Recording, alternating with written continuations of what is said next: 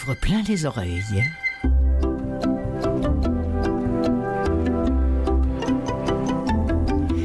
Bonjour à vous toutes et vous tous, Clotilde Saillot, micro de Canal M, qui produit l'émission des livres plein les oreilles, qui, comme son nom l'indique, ne se consacre qu'aux livres audio. Et je précise bien, qu'aux livres audio. Cette semaine, Amours impossibles, amitié sincère par défaut, c'est ce qu'ont vécu Paul-Émile Bordua et Rachel Laforêt, dont la correspondance est disponible dans un livre qui est devenu livre audio et qui s'appelle « Aller jusqu'au bout des mots ». Ce sera l'entrée en matière de cette émission. Quand on est un auteur et qu'on se fait dire par un lecteur « Ah, là, j'ai pas pu finir votre livre, hein. Oh, peut-on en mourir ? Ne pas finir un livre, est-ce une honte ? C'est un peu le sujet de cette première partie et moi je vais vous faire entendre sans honte 3 extraits de livres qui me sont tombés des mains, même si c'était des livres très réputés, des livres qu'il fallait absolument avoir lus pour en parler autour de la table le samedi. Autre chose, Une voix pour être aimée, c'est le titre du spectacle, Une voix pour être aimée, Maria Callas, spectacle porté par Sophie Fauché et Marc Hervieux.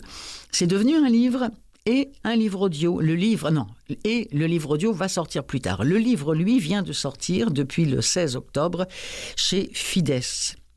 Ce qui m'a donné une envie. Connaissez-vous le livre La Rivale de monsieur Éric Emmanuel Schmitt? Eh bien, dans La Rivale, c'est un livre audio, sinon je vous en parlerai pas. Et là aussi, il y est question d'une certaine Callas et d'une autre Malcommode. La Journée internationale de la traduction, décrétée par les Nations Unies, a été célébrée le 30 septembre dernier en France. Je voudrais rendre hommage à 2 de nos grandes traductrices québécoises, Laurie Saint-Martin et Dominique Fortier. Et puis pour finir, 2 nouveautés en audio-livre, Une larme et bien des sourires.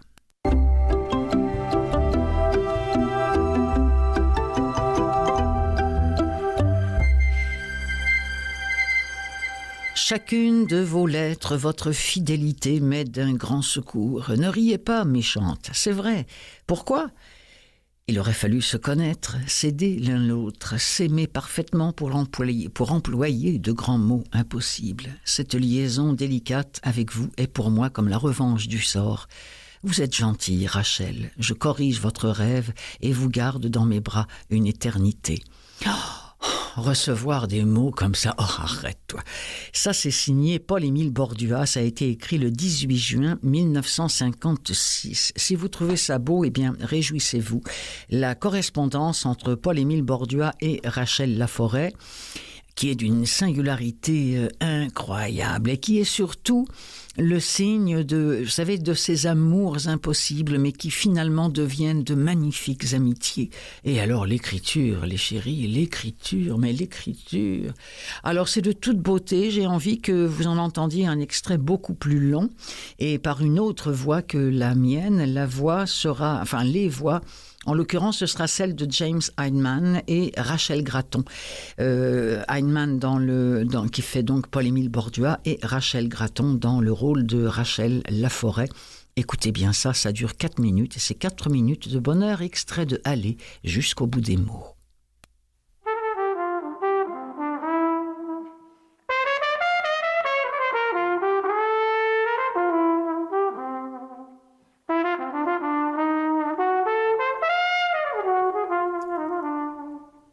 New York, le 6 juillet 1954. Chère madame, ayant 1000 raisons de me méfier de la mémoire des hommes, plus particulièrement de la mienne, je me permets de vous rappeler mon invitation ici et mes meilleures dispositions.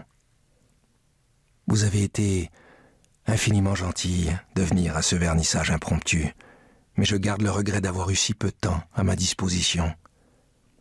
J'ignore pourquoi, depuis cette rencontre au Lindy's, je désire si ardemment vous revoir.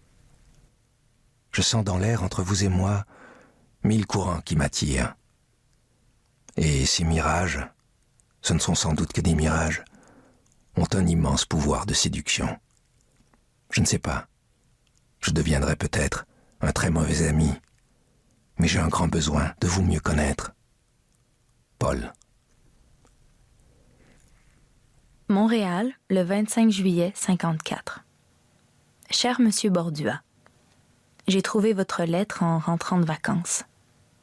Merci de me rappeler si gentiment une invitation que je n'avais d'ailleurs pas oubliée. J'ignore la date de ce voyage à New York, probablement fin septembre, et il me permettrait de vous envoyer un mot avant mon départ. Je garde l'impression qu'une certaine confusion existe entre nous, et j'en suis involontairement responsable. Vous me connaissiez à peine jadis. Aujourd'hui, vous me connaissez très mal, et j'en suis navrée. Serait-il possible d'oublier pour un soir toute restriction? Je le souhaite de tout cœur. Rachel. Je garde l'émouvant souvenir de vos magnifiques aquarelles. 27 juillet 1954. Certes, j'ai toujours éprouvé, une certaine irritation de la complexité des êtres et des circonstances qui entouraient nos rencontres. C'est bizarre car sans ces circonstances, je vous ignorerais complètement. Quand même, je vous oppose à ces complexités.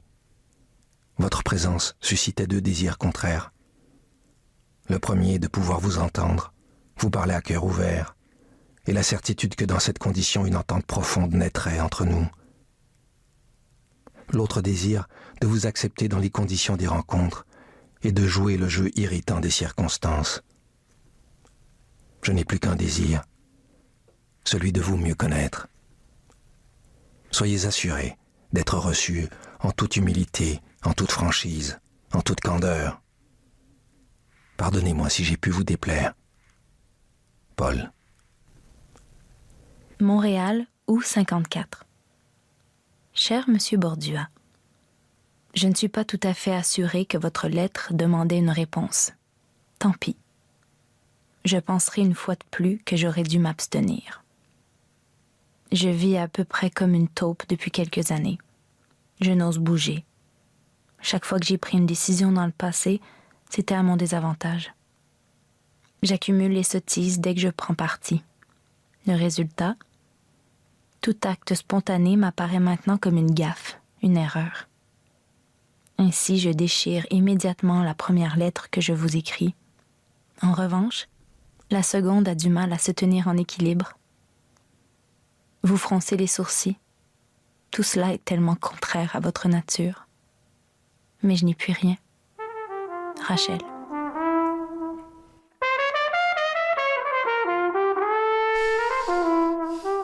C'est ça le charme du livre audio, si je dois encore vous en convaincre. Et oui, je sais que je dois encore en convaincre beaucoup, du moins. Si vous nous écoutez, non, mais peut-être que si vous avez envie de convaincre des personnes autres vous, faites-lui entendre cet extrait de « Aller jusqu'au bout des mots ». Vous savez que si vous recherchez un livre sur le net, si vous vous demandez comment faire, si vous écrivez « livre audio » avec le titre à côté, vous allez forcément tomber dessus dans un, voire plusieurs catalogues. À ce moment-là, c'est facilement achetable avec votre carte de crédit préférée. Maintenant, un autre sujet. C'est écrit dans... Ça m'a fait tellement sourire. C'est écrit par Nicolas Gary, qui est, je crois, le rédacteur en chef de la revue littéraire sur le web qui s'appelle Actualité.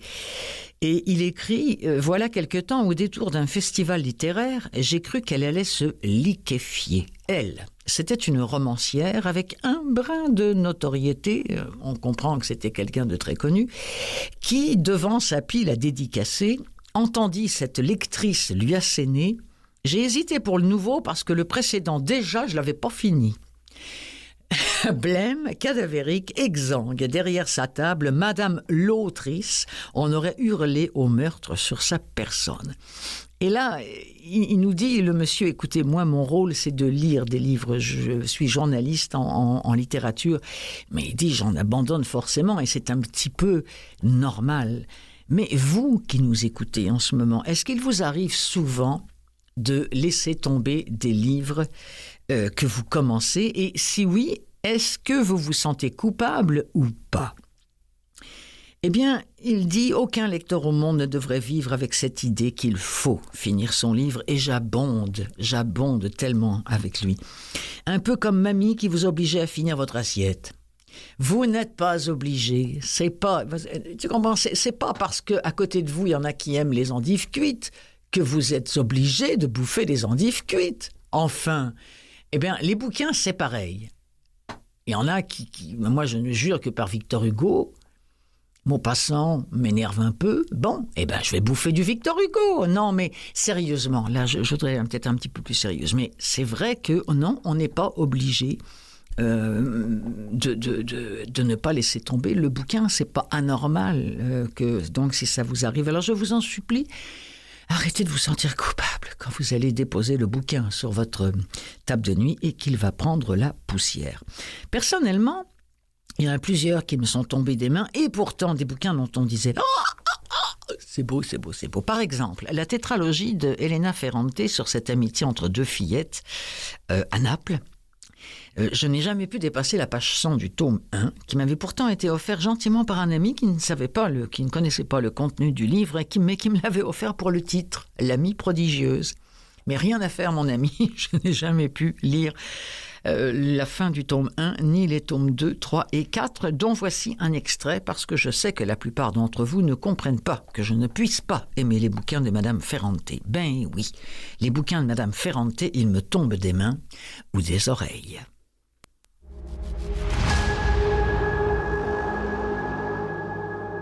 À partir du mois d'octobre 1976 et jusqu'en 1979, lorsque je revins vivre à Naples, j'évitais de renouer une relation stable avec Lila. Mais ce ne fut pas facile. Elle chercha presque tout de suite à revenir de force dans ma vie. Moi, je l'ignorais, la tolérais ou la subis. Bien qu'elle se comportât comme si elle désirait simplement m'être proche dans un moment difficile, je ne parvenais pas à oublier le mépris avec lequel elle m'avait traité. Aujourd'hui, je pense que si j'avais été blessée uniquement par ces paroles insultantes, « T'es qu'une crétine » m'avait-elle crié au téléphone lorsque je lui avais parlé de Nino, alors que jamais auparavant, non jamais, elle ne m'avait parlé ainsi, je me serais vite calmée. En fait, plus que par cette remarque vexante, j'avais été affectée par son allusion à Dede et Elsa. « Pense au mal que tu fais à tes filles ». Telle avait été sa mise en garde, et sur le coup, je n'y avais pas prêté attention. Mais avec le temps, ces paroles prirent de plus en plus de poids et j'y repensais souvent. Lila n'avait jamais manifesté le moindre intérêt pour Dede et Elsa, et elle ne se rappelait sans doute même pas leur nom. Quand il m'était arrivé au téléphone de mentionner certaines de leurs jolies trouvailles, elle avait coupé court et changé de sujet. Et quand elle les avait rencontrées pour la première fois chez Marcello Solara, elle s'était contentée d'un regard distrait et de quelques banalités, sans nullement s'intéresser à leur habillement ou à leur coiffure, et sans remarquer comme elles s'exprimaient bien toutes les deux malgré leur jeune âge. Et pourtant, c'était moi qui les avais faites, c'était moi qui les avais élevées, et elles faisaient partie de moi, qui était son amie de toujours. Elle aurait dû laisser de la place, je ne dis pas par affection, mais au moins par tact, à mon orgueil de mère. Or, elle n'avait même pas eu recours à une légère ironie bienveillante. Elle s'était montrée indifférente. Un point, c'est tout. Ce n'est que lors de cette conversation, certainement par jalousie parce que j'avais pris Nino, qu'elle s'était souvenue des filles. Elle avait voulu souligner que j'étais une mère épouvantable et que pour être heureuse, j'étais prête à causer leur malheur. Chaque fois que j'y pensais, je me sentais fébrile. Lila s'était-elle souciée de Gennaro lorsqu'elle avait quitté Stefano, quand elle avait abandonné son gosse à la voisine pour aller travailler en usine, ou lorsqu'elle l'avait envoyé chez moi pratiquement pour s'en débarrasser? Ah, j'avais mes torts, mais j'étais certainement plus mère qu'elle. Des pensées de ce genre me devinrent habituelles ces années-là. On aurait dit que Lila, qui en fin de compte n'avait émis à propos de Dede et Elsa que cette seule et unique perfidie, était devenue l'avocate défenseur des besoins de mes filles, et que je me sentais obligée de lui montrer qu'elle avait tort chaque fois que je les négligeais pour m'occuper de moi. Mais elle n'était qu'une voix inventée par ma mauvaise humeur. Ce qu'elle pensait réellement de mes comportements de mère, je n'en sais rien. Elle seule peut le raconter. Si elle a vraiment réussi à s'insérer dans cette très longue chaîne de mots afin de modifier mon texte, afin d'y introduire habilement des chaînons manquants, afin d'en défaire d'autres en toute discrétion, afin de dire plus de choses sur moi que je n'aurais voulu et plus que je serais capable de le faire. Je souhaite cette intrusion de sa part. Je la souhaite depuis que j'ai commencé à raconter notre histoire. Mais il faut que j'arrive au bout avant de procéder à une révision de toutes ces pages. Si j'essayais maintenant, cela me bloquerait certainement. J'écris depuis trop longtemps et je fatigue. J'ai de plus en plus de mal à ne pas perdre le fil du récit dans le chaos des années, des événements petits et grands et des humeurs. Voilà pourquoi, soit j'ai tendance à passer vite sur mes histoires pour m'occuper immédiatement de Lila et de toutes les complications qu'elle apporte, soit, ce qui est pire, je me laisse emporter par les vicissitudes de ma vie, juste parce qu'il m'est plus facile de les coucher sur le papier. Extrait de L'Amie prodigieuse, tome 4, qui s'appelle L'Enfant perdu, d'Elena Ferrante, lu par Marina Moncade. Parlant de livres qui me sont tombés des mains. Vous en voulez d'autres? En voici. J'avais dévoré Les Piliers de la Terre de Ken Follett. Moi, je trouvais, comme beaucoup d'ailleurs, fascinant d'en apprendre tellement sur les bâtisseurs de cathédrales. Alors, quand est arrivée la trilogie sur le siècle, passionné d'histoire comme je me suis frotté les mains en me disant « Yes, 2500 pages de lecture d'été, oh que oui !» Eh bien non, oh que non. Non pas que ce soit pas touchant entre la vie des mineurs, d'ailleurs on va en entendre un extrait, c'est le tout début du tome 1, les fondations de la Première Guerre mondiale, les relations amoureuses entre les étrangers qui vont tous entrer en guerre et dont les présents et les futurs vont être complètement bouleversés, anéantis. Je me suis dit, oui, ça va être un bel été de lecture. Mais non, encore une fois, je me suis ennuyée dans ces histoires de famille. Je m'y perdais sur le plan historique. Je savais quand on s'oblige à éteindre la lumière ou à enlever les écouteurs, là, non, ça va pas. On est en 1911, les grandes puissances vivent leurs derniers instants d'insouciance et bientôt la guerre va déferler sur le monde, de l'Europe aux États-Unis, du fond des pays, des mines du pays de Galles aux antichambres du pouvoir soviétique. Là, on est au tout début, donc nous sommes avec une famille de mineurs du pays de Galles dont la servante va atterrir, dont la fille, une des filles, Estelle, va atterrir dans une famille riche, allemande, qui vivait à l'époque en Angleterre. Donc, parce qu'en Angleterre, il y a énormément d'Allemands qui étaient installés. Alors, au moment où la guerre a éclaté, qu'est-ce qu'on fait lorsqu'un Allemand tombe en amour avec une Anglaise ? C'est tout ça, oui, mais ça, par contre, ce sont des histoires vraies qui sont arrivées. Alors, oui, c'est sympathique, oui, c'est bien écrit, en fait, c'est bien traduit, mais je me suis ennuyée profondément avec La chute des géants de Ken Follett, dont voici un extrait.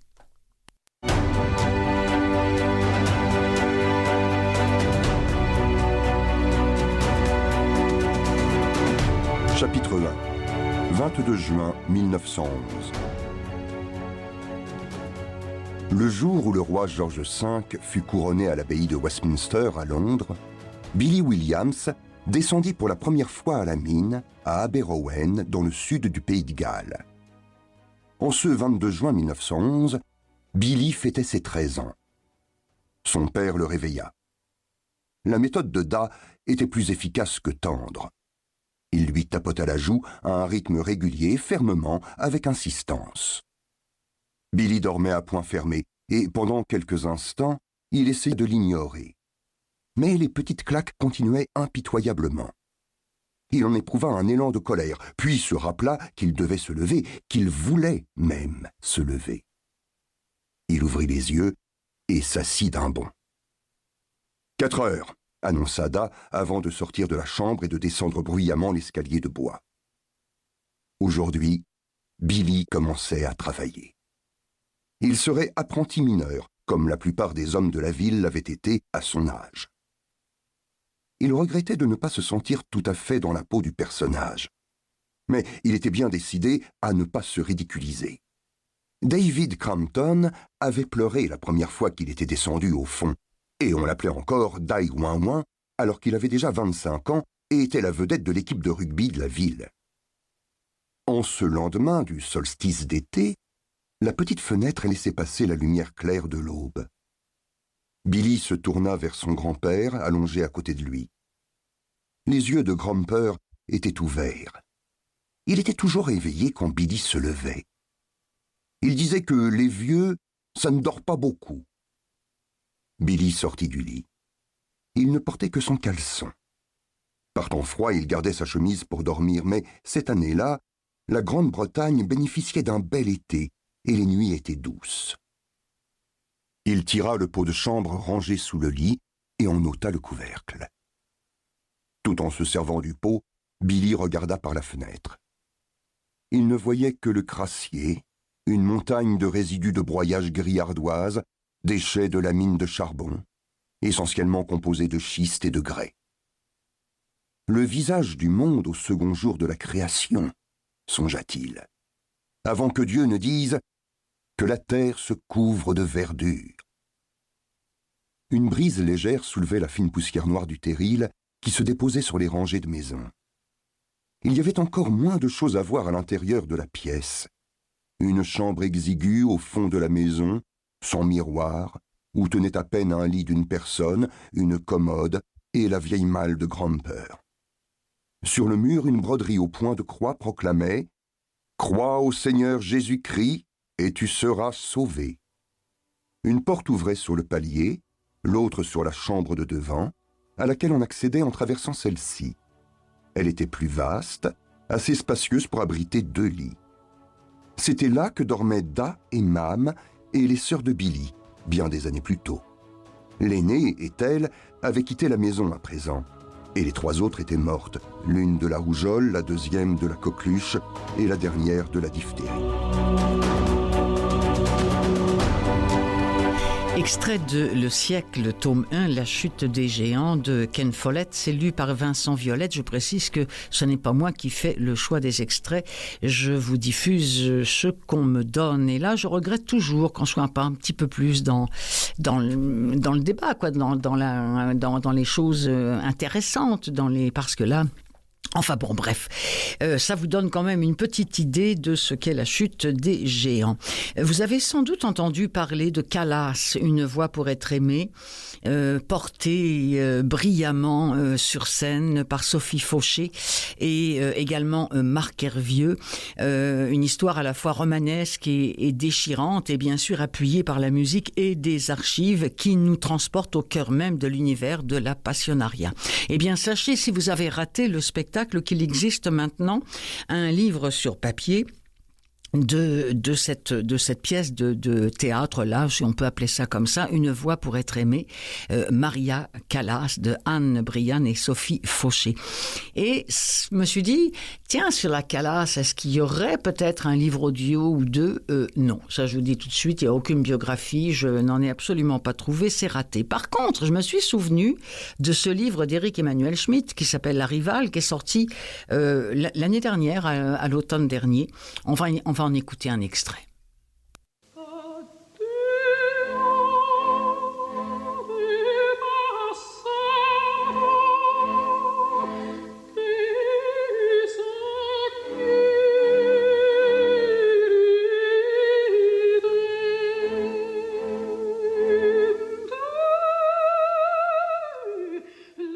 Pourquoi la Scala ? Insista le sexagénaire sceptique. Qu'avait-il de plus que les autres, ce théâtre ? Avec ses empilements d'étages, sa raideur solennelle, son teint cramoisi, son plateau géant exposé aux courants d'air et au brouhaha des coulisses. Les atouts de la Scala ? Son public et son passé, s'exclama Enzo. Son public, chevronné, expert, exigeant, certains diront injuste.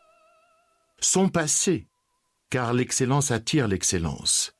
Tous les grands chanteurs, toutes les grandes chanteuses, mesdames et messieurs, ne caressent qu'un rêve, fouler les planches de la Scala. Un engagement ici équivaut au prix Nobel de l'art lyrique. Ces murs ont accueilli Caruso, Gigli, Flagstadt, Del Monaco, Schwarzkopf, Pavarotti, Sutherland, Caballé, Domingo et, surtout, maintes et maintes fois la divine, la sublime Callas.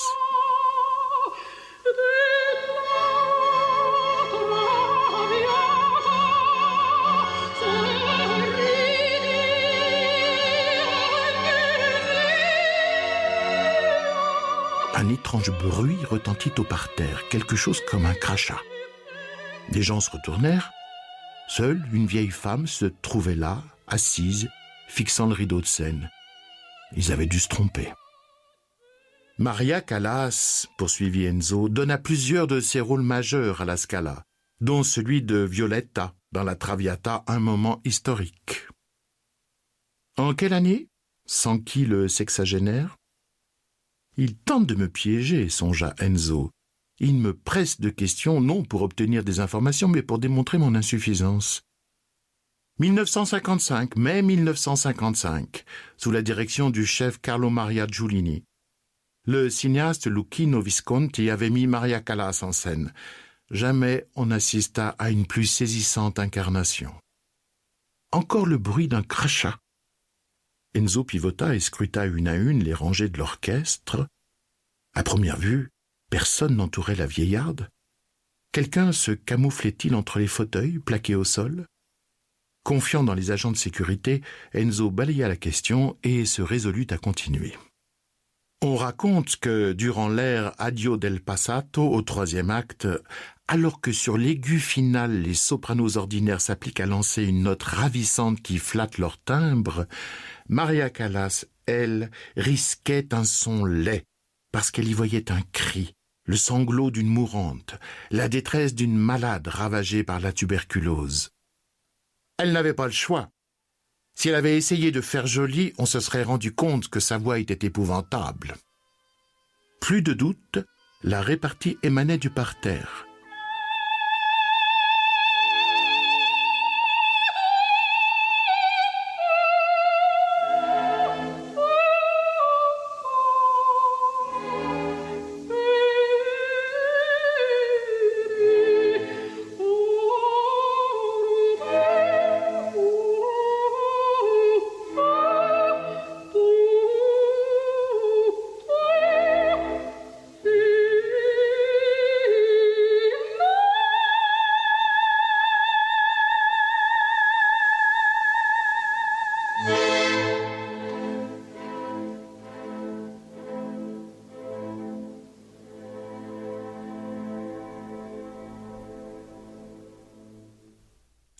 Alors, qui était la mystérieuse vieille femme qui crachait comme ça par terre?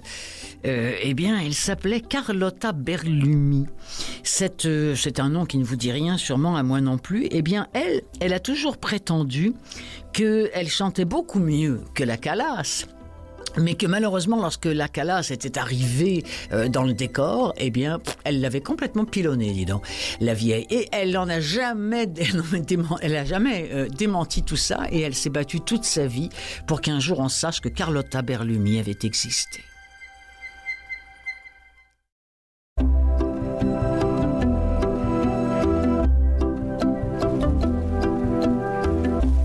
J'aime bien en laisser quelques mesures parce que je l'aime bien, ce nouveau thème qui accompagne l'émission des livres plein les oreilles, dont c'est quand même la 10e année d'existence. Je n'en suis pas peu fière. Le 30 septembre dernier marquait la journée internationale de la traduction. Je voudrais faire un hommage à Laurie Saint-Martin et Dominique Fortier, des as de la traduction, dont une nous a malheureusement quittés l'an dernier, c'était Laurie Saint-Martin.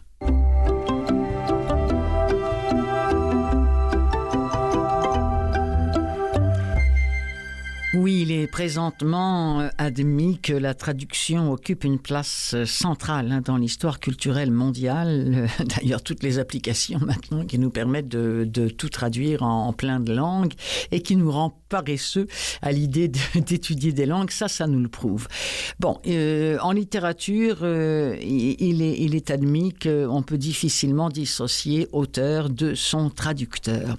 Et c'est pour ça qu'en France, ils ont décidé le 30 septembre dernier de faire une espèce de journée spéciale sur les traducteurs et pour la traduction, parce que Dieu sait s'il y a des livres parfois qui sont bousillés par la traduction, mais on oublie de dire qu'il y a aussi des livres qui sont littéralement ressuscités par une traduction épatante. Ici, au Québec, quand on parle de l'art de la traduction, j'ai deux noms qui me viennent à l'esprit. D'abord celui de la regrettée Laurie Saint-Martin et celui de Dominique Fortier. Laurie Saint-Martin, Elle est née à Kitchener, en Ontario. C'était une véritable amoureuse de la langue française, même si elle est née en territoire anglophone. Elle a grandi d'ailleurs entre les deux, exactement à la frontière entre les deux cultures anglo et franco, et elle a fait le choix de consacrer sa vie aux mots et de traduire de l'anglais vers le français de grands textes qui ont d'ailleurs pour la plupart été récompensés, notamment ceux qu'elle a fait avec Paul Gagné, son mari et fidèle collaborateur aux traductions. Elle a quand même obtenu 4 prix littéraires du gouverneur général en traduction. Elle a aussi elle-même écrit un livre très personnel sur son parcours, son rapport aux langues, à l'identité, à la patrie maternelle aussi, qui s'appelle « Pour qui je me prends ».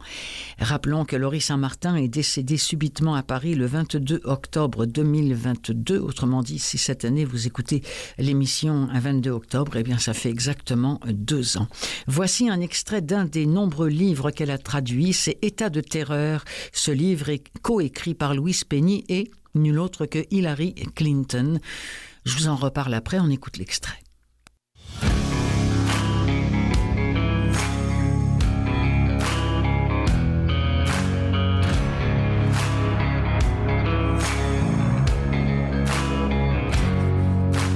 Elle aperçut le dôme du Capitole, l'immeuble dans lequel elle prendrait bientôt place. Elle vit aussi son reflet. Ses cheveux étaient en bataille, son mascara avait coulé, ses vêtements étaient en désordre. À cause de ses verres de contact, ses yeux injectés de sang brûlaient. Elle vit des rides d'inquiétude et de stress, absentes seulement un mois plus tôt, au moment de l'inauguration. Cette journée radieuse où tout était nouveau, où tout semblait possible. Comme elle aimait ce pays, phare glorieux, détraqué. Après avoir consacré des années à la création et à la consolidation d'un empire médiatique international, comprenant désormais des réseaux de télévision, une chaîne d'information en continu, des sites web et des journaux, elle avait passé le flambeau à la génération suivante, sa fille, Catherine. Après avoir vu son pays bien-aimé s'agiter presque à mort pendant 4 ans, elle était maintenant en mesure de l'aider à guérir. Depuis la mort de son Queen adoré, Hélène s'était sentie non seulement vide, mais aussi inaccomplie. Avec le temps, cette sensation, au lieu de diminuer, s'était accentuée, le gouffre s'était approfondi. Elle avait senti le besoin d'en faire plus, d'aider davantage, de soulager la souffrance plutôt que de simplement en rendre compte, de donner le meilleur d'elle-même. L'occasion était venue de la source la plus improbable, le président élu Douglas Williams. Le monde changeait parfois rapidement, pour le pire certes, mais aussi pour le mieux. Et voilà qu'Hélène se trouvait à bord d'Air Force 3, à titre de nouvelle secrétaire d'État du nouveau président. Elle était bien positionnée pour établir les ponts avec les alliés des États-Unis après l'incompétence quasi criminelle de l'administration précédente. Elle pouvait renouer des relations vitales et rappeler à l'ordre des nations hostiles, celles qui avaient des projets sinistres et les moyens de les mener à bien. Hélène Adams pouvait non seulement parler du changement, mais aussi le provoquer, changer des ennemis en amis, repousser le chaos et la terreur. Et pourtant, le visage qui lui rendait son regard n'affichait plus la même confiance. Elle avait sous les yeux une inconnue, une femme fatiguée, débraillée, vidée, vieillie prématurément. Peut-être un peu plus sage toutefois, ou plus cynique? Elle espérait que non. Mais pourquoi était-il désormais si difficile de distinguer la sagesse du cynisme? Avec un mouchoir mouillé d'un peu de salive, elle effaça le mascara, puis, après avoir retouché sa coiffure, elle sourit à son reflet. Le visage qu'elle donnait à voir et que le public avait appris à connaître, la presse, ses collègues, les chefs d'État étrangers, celui de la secrétaire d'État confiante, affable et sûre d'elle-même, représentante de la nation la plus puissante du monde. Simple façade. Hélène Adams nota autre chose sur son visage spectral, un aspect horrible qu'elle avait grand soin de cacher, y compris à elle-même, mais qui, à cause de l'épuisement, avait eu raison de ses défenses. Elle vit la peur, et son proche parent, le doute, réel ou contrefait. Un ennemi tout proche qui lui murmurait à l'oreille qu'elle n'était pas à la hauteur, qu'elle manquait d'envergure, qu'elle allait tout gâcher et mettre en péril des milliers, voire des millions de vies.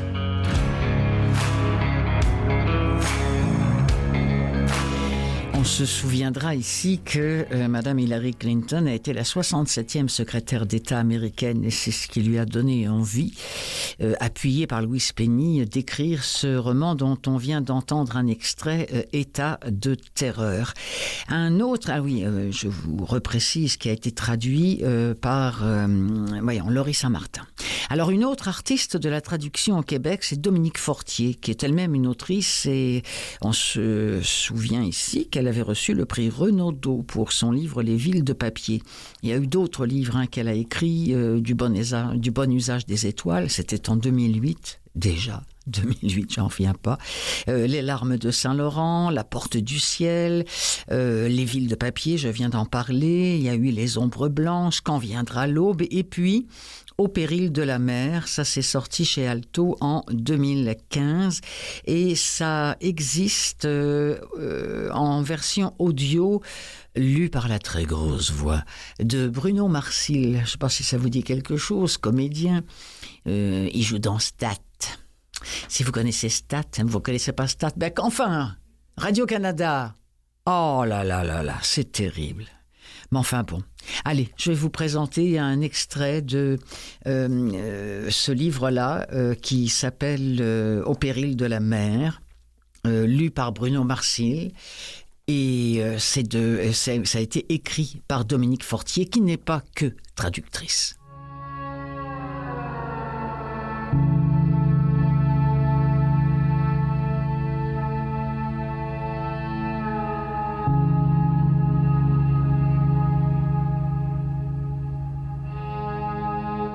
Penché par la fenêtre du scriptorium, le frère Louis scrutait les eaux noires de la baie sous le ciel criblé d'étoiles minuscules et vacillantes. Là, 2 siècles auparavant, une centaine de volumes avaient sombré en même temps que la tour les abritant quand celle-ci s'était effondrée au milieu de la nuit. Au cours des semaines suivantes, on en avait retrouvé quelques-uns à la faveur des marées. Les pages étaient blanchies comme des squelettes de baleines, récurés par le sel. Les autres n'étaient jamais reparus. Ils avaient été avalés par l'oubli, les sables mouvants, les poulpes géants. Parmi ces livres se trouvait le catalogue de la bibliothèque. On n'avait donc jamais pu déterminer précisément quel livre avait été perdu, ni même le nombre exact de disparus. Certains se souvenaient d'avoir vu sur les tablettes un ouvrage dont d'autres affirmaient qu'il avait plutôt été prêté à une abbaye étrangère ou rendu à ses propriétaires. Des volumes qui n'avaient pas été consultés depuis des années avaient été engloutis sans que personne y prît garde. Ils étaient déjà morts avant que d'être noyés. Quelques-uns avaient en mémoire des livres qui ne pouvaient avoir existé et qu'ils devaient avoir lus en rêve. Le frère Louis avait dans les mains un lourd volume de Plutarque qu'il avait lui-même recopié plus de 20 ans auparavant. L'exemplaire ayant servi de modèle avait disparu depuis. Un autre avait été perdu lors de l'incendie de l'abbaye de Gembloux, quelques 3 siècles plus tôt. À sa connaissance, il n'existait plus de copie complète de ces vies parallèles. Il passa le pouce sur la couverture en cuir de chevreau, ouvrit l'ouvrage au hasard et lut une phrase à mi-voix, comme on prononce une prière. C'était l'épitaphe de Scipion, dont la vie faisait miroir à celle d'Épaminondas. « Ingrate patrie, tu n'auras pas mes os. » Il se pencha dans l'air froid par la fenêtre ouverte, plia le torse au-dessus de la pierre. Et puis, avec un geste de semeur fou, il jeta le livre aux vagues, parmi les étoiles qui tremblaient. Dans les eaux grises au pied du roc, il y avait une bibliothèque fantôme. Celle-là, nul ne pourrait la lui voler.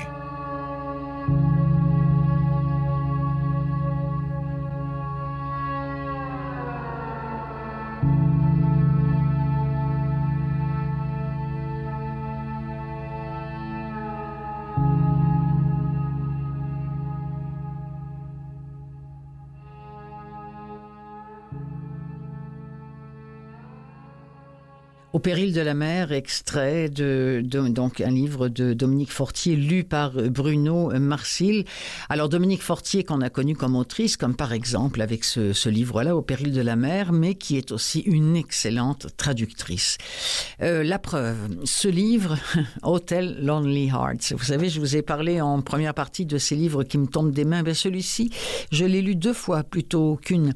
Livre de Heather O'Neill, traduit donc par Dominique Fortier. La version audio, ça a été lu par Alice Pasquale. On est dans un orphelinat de Montréal. Toutes les filles s'appellent Marie. Tous les garçons s'appellent Joseph. Mais parmi la grisaille des enfants abandonnés brillent 2 étoiles, Rose et Pierrot. 2 orphelins qui se produisent en spectacle devant de riches Montréalais pendant les années folles. Ils jouent du piano, elles dansent et ils rêvent ensemble de fonder le plus grand cirque du monde.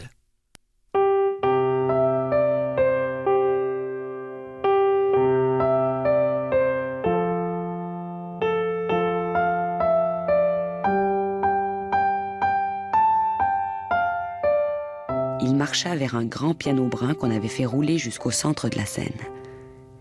Il n'avait jamais encore rencontré ce piano.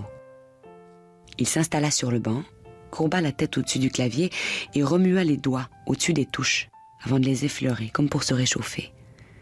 Quand il les posa sur le clavier, ses doigts, de surprise, firent un saut en arrière. Les touches étaient tellement plus légères que celles du piano de l'orphelinat. Elles étaient tellement plus prêtes à être ses complices. Ce piano aimait qu'on en joue, contrairement à l'autre qui était récalcitrant. Il fit courir ses doigts sur les touches, s'enchantant lui-même et enchantant le public. Son jeu faisait penser à des rires s'élevant dans une cour d'école. L'air parut d'abord n'avoir ni queue ni tête, mais le public discerna bientôt la minuscule, délicate et douce mélodie qu'il improvisait devant eux. On aurait dit que quelqu'un venait d'ouvrir la boîte à bijoux la plus magique du monde. C'était la mesure qu'il avait jouée la première fois que Rose s'était mise à danser. Pierrot y avait travaillé chaque jour depuis. Se rappelant qu'elle n'avait pu y résister, il avait voulu la séduire à nouveau. Rose ferma les yeux, tendant l'oreille et savourant la mélodie, ignorant le reste du monde. Elle se mit à danser d'un pied sur l'autre, en se balançant sur la musique en coulisses. Il eut soudain un rire juste derrière elle. Elle s'était crue en sécurité derrière les rideaux noirs, épais comme la nuit dans une forêt sans lune. Mais quand Rose ouvrit les yeux, elle était debout sur la scène, face aux rideaux noirs. Elle se retourna très lentement. Le public la regardait. Tous les spectateurs devinrent absolument silencieux dès qu'ils aperçurent la face pâle et stupéfaite de Rose. Ils étaient incapables de détacher les yeux de la fillette. Elle semblait tellement étonnée d'être en vie. Ils n'auraient su dire pourquoi exactement ils la trouvaient si belle. Qu'est-ce qui les poussait à la dévisager de la sorte? Étaient-ce ses yeux immenses, qui semblaient d'un noir presque surnaturel? Étaient-ce ses cheveux sombres, sa bouche en bouton de fleurs, ses joues roses? Pierrot continuait à jouer. Il jouait de manière hésitante, comme si la mélodie était elle aussi inquiète et étonnée de trouver le public là. Rose sourit aux spectateurs. Elle battit des bras comme si elle essayait de se hisser vers les cieux, d'échapper à la situation dans laquelle elle se trouvait. Mais elle fit un petit bond et atterrit sur le derrière. Tout le monde rit de son expression et de ses adorables bouffonneries, tandis qu'elle continuait de chercher une façon de s'envoler de la scène. Rose sentait l'admiration du public. C'était comme se tenir debout devant un feu d'où irradiait de la chaleur. Et chaque fois qu'elle faisait un geste, c'était comme si elle avait jeté une bûche dans l'âtre. À ce moment-là, sœur Héloïse sortit en courant des coulisses. Il fallait mettre le holà à ce qui se passait sur les planches. Mais elle ne regardait pas où elle mettait les pieds et elle trébucha sur la corde attachée à un des seaux remplis de fausse neige qui mystérieusement ne s'était pas renversé. Bien sûr, à cet instant, il n'eut aucun mal à basculer. Une montagne de neige de papier se répandit sur la scène. Rose entra la tête dans les épaules et mit les mains de chaque côté comme si elle était prise dans une tempête. Elle tournoyait en secouant la tête pour faire tomber les flocons de ses cheveux. Et puis elle passa les bras autour de ses épaules, comme le font les gens qui grelottent à un arrêt d'autobus. Elle se mit à sautiller d'un pied à l'autre comme pour tenter de les garder au chaud. Puis elle entama une danse d'ange de neige. Elle faisait semblant que le sol était glacé sous ses orteils et que le vent la faisait virevolter. Et Pierrot la suivait. Ils étaient à ce point synchronisés qu'il était difficile pour qui que ce soit dans le public de discerner si c'était Pierrot qui accompagnait sa danse ou si c'était elle qui dansait sur sa musique. Tous ceux qui assistaient à ce numéro étaient persuadés qu'il l'avait répété soigneusement pendant des années.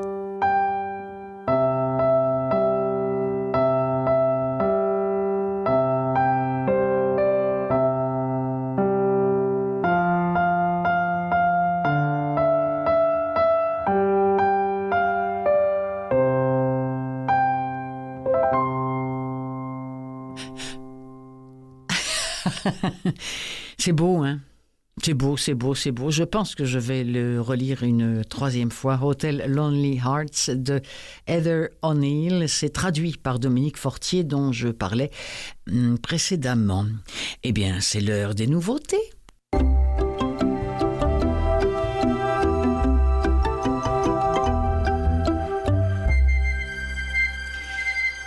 On va commencer avec Tomber du ciel, Tomber du ciel de Alice Develey, Develey. C'est lu par Ariane Brousse. C'est sorti à la fin du mois de septembre. Nous sommes avec Alice, 14 ans, quand elle est internée dans un hôpital. Elle découvre un autre langage, un autre monde qui est fait de blouse blanche et d'insomnie. Alors comment tombe-t-on malade à cet âge? Qu'est-ce qui peut bien conduire un enfant à cesser de s'alimenter?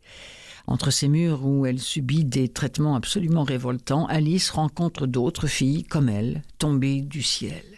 Elle décide de raconter ses vies minuscules dans un cahier.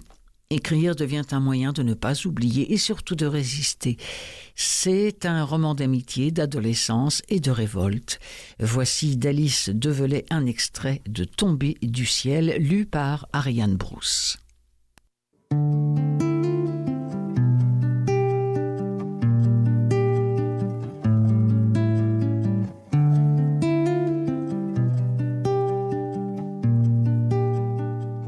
Chaque nuit, je me dis que je n'en peux plus et que c'est la dernière fois que je vivrai tout ça.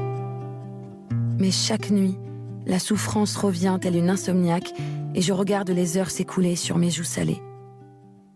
À un moment pourtant, je finis par tomber et par m'endormir comme on se noie. Quand le matin revient, je me réveille dans une chambre citronnée. J'ai l'impression de mariner comme un sachet de thé dans sa chapelle d'eau.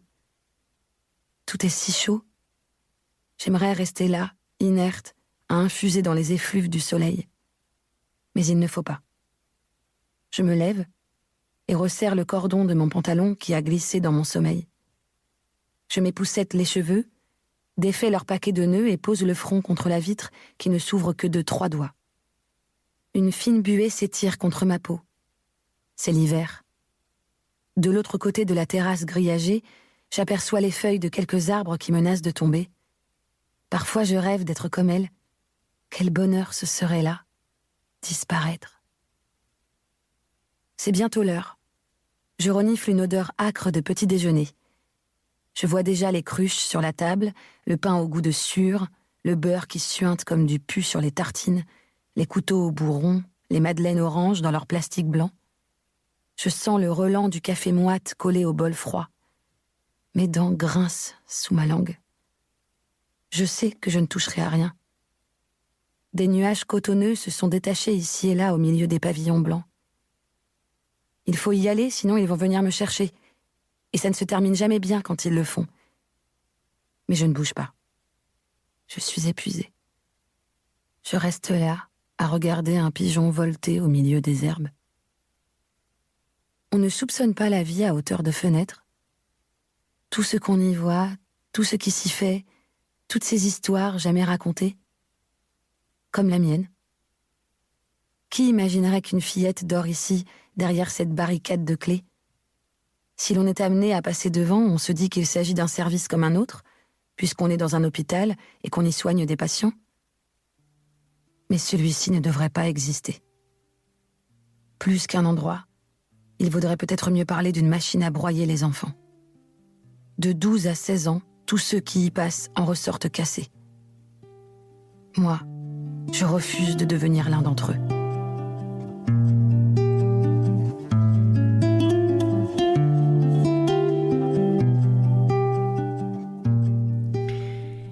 pire, c'est que je suis convaincue que ce genre d'endroit existe encore, des endroits où l'on casse ces enfants-là. Je vous rappelle le titre de ce livre, Tombé du ciel, tombé au singulier, au féminin, du ciel, de Alice Develay, lu par Ariane Brousse. On va se quitter avec un livre alors complètement différent. Ouais, c'est un livre et un extrait qui m'ont fait souvent sourire et vous allez comprendre pourquoi. Ça s'appelle Mystère rue des Saints-Pères. Ça a été écrit par Claude Isner, c'est lu par Olivier Chauvel. Et là, je vous transporte, ping, petit coup de baguette magique à Paris. En juin 1889, qu'est-ce qui se passe de spécial à ce moment-là à Paris ? Eh bien, le monde entier se presse à l'exposition universelle. Et là, où la Tour Eiffel vient d'être achevée, on accueille plus de 1000 visiteurs par jour. C'était énorme. Aujourd'hui, ce serait un flop magistral, mais à l'époque, c'était vraiment énorme. Et là, tout d'un coup, ne voilà-t-il pas que les Français s'aperçoivent qu'ils ont un empire colonial en découvrant notamment les pavillons exotiques et les villages indigènes qui sont regroupés au pied d'un des temples d'Angkor qui a été reconstitué. Et c'est une espèce d'ambiance de kermesse à laquelle on assiste et dans laquelle on se meut à cette époque-ci. Et à un moment donné, dans ces moments de liesse-là, surviennent des meurtres. Mais oui. Une série de morts inexpliquées. Les victimes ne présentent aucune blessure apparente et hormis le fait d'avoir été présentes à l'exposition, rien ne les relie entre elles. Il y a un monsieur qui s'appelle Victor Legris, qui est propriétaire d'une librairie rue des Saints-Pères, qui n'aurait absolument pas raison de se mêler de ses affaires s'il n'était intrigué un peu par le comportement de son père adoptif, qui s'appelle monsieur Kenji Mori. Alors il décide d'enquêter au risque de voir basculer toutes ses certitudes. Extrait de Mystère rue des Saints-Pères, on arrive sous la Tour Eiffel.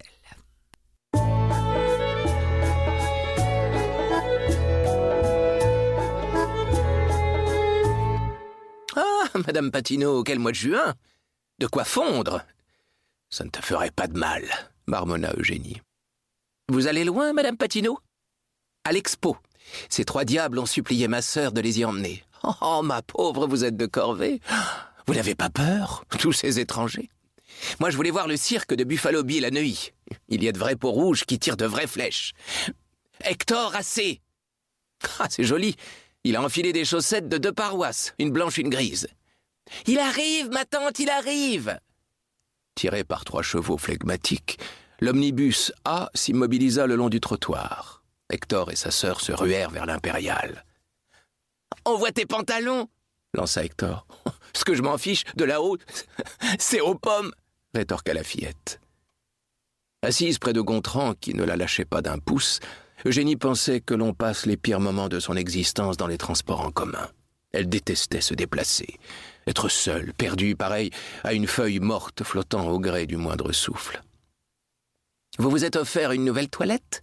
demanda Louise Vergne. La perfidie de la question n'échappa pas à Eugénie. « C'est un cadeau de ma sœur », répondit-elle sèchement en lissant la soie de la robe ponceau qui la boudinait comme un saucisson de lion. Elle omit de préciser que sa sœur l'avait déjà portée 2 saisons et ajouta d'un ton suave « Attention, ma bonne, vous allez manquer votre arrêt ». Ayant cloué le bec à l'importune, elle ouvrit son porte-monnaie et fit ses comptes, satisfaite d'avoir préféré l'omnibus au fiacre. L'économie réalisée irait grossir sa pelote, cela valait le sacrifice. Louise Vergne se leva très raide, telle une duègne offensée. « Si j'étais vous, je cacherais mon sac. Il paraît que tous les pickpockets de Londres ont émigré au Champ de Mars. » jeta-t-elle avant de descendre. Gontran prit aussitôt le relais. « Savez-vous qu'il a fallu fabriquer 18 000 pièces dans les ateliers de Levallois-Perret et que 200 ouvriers ont suffi à les assembler sur le chantier? On prédisait qu'elle s'écroulerait passé 228 mètres. Elle a tenu bon. » « L'écluse est ouverte, » pensa Eugénie. « De quoi parlez-vous? Mais de la tour, voyons. Tenez-vous droit et mouchez-vous, vous avez une saleté. Si on voulait la transporter ailleurs, sur des roulettes, il faudrait 10 000 chevaux, » enchaîna Gontran en se frottant le nez. Hector et Marie-Amélie déboulèrent de l'Impériale. « On arrive, regardez !» Dressée vers le ciel de l'autre côté de la Seine, La tour couleur bronze de Gustave Eiffel évoquait un lampadaire géant couronné d'or. Affolé, Eugénie chercha un prétexte pour se dispenser de l'escalader, n'en trouva aucun, posa une main sur son cœur en cavale. « Si j'en réchappe, se promit-elle, j'irai réciter 50 paternosters à Notre-Dame d'Auteuil. »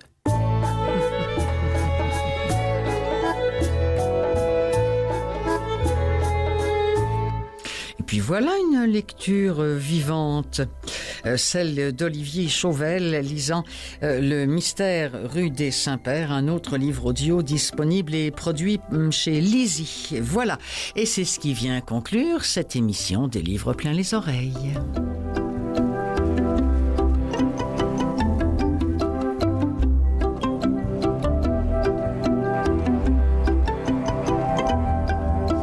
Laissez-moi remercier mon ami Mathieu Tessier qui était en régie une fois encore, et puis vous remerciez vous d'être des fidèles de cette émission, soit en écoutant Canal M qui l'a produit, soit via les podcasts ou encore via YouTube, puisque oui, l'émission est sur YouTube. Allez, bonne semaine, bonne lecture. Salut.